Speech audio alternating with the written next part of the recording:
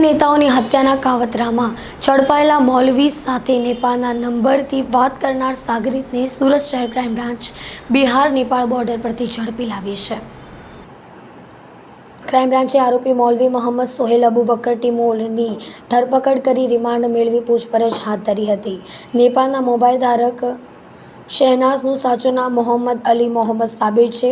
Surat crime બ્રાન્ચની team દ્વારા Nepal border નજીક બિહાર રાજ્યના મુઝફ્ફરપુર ખાતેથી તેની ધરપકડ કરવામાં આવી છે। આરોપીને મુઝફ્ફરપુર કોર્ટમાં રજૂ કરી 3 દિવસના ટ્રાન્ઝિટ રિમાન્ડ મેળવી સુરત ક્રાઇમ બ્રાન્ચની ટીમ લઈને સુરત આવવા રવાના થઈ છે। બિહારના આરોપી સાથે તેના કયા પ્રકારના કનેક્શન છે અને તેઓ મળીને બીજું શું કાવતરું રચવાના હતા તે અંગે તેની પૂછપરછ થાય પછી વધારે હકીકત જાણવા મળશે।